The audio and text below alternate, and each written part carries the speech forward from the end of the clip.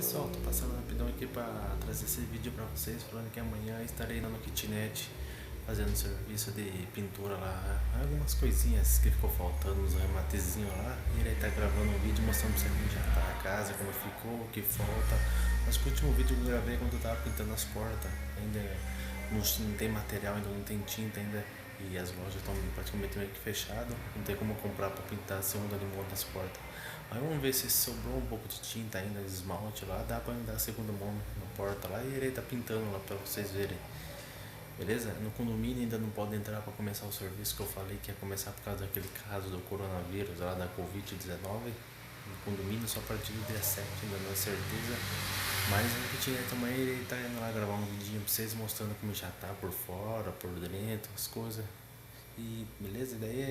Espero que vocês gostem do vídeo que ele tá gravando amanhã e postando no meu canal.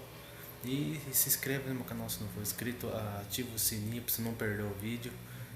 E dá um like aí, beleza? Conto com o like de vocês aí. Até amanhã então, quando chegar com esse vídeo aí, mostrando pra vocês como irá ficar. Espero que vocês gostem, beleza? Valeu, pessoal. E se cuide com o coronavírus, hein? Vamos se cuidar, que isso daí tá complicado esse coronavírus, hein? Tá difícil.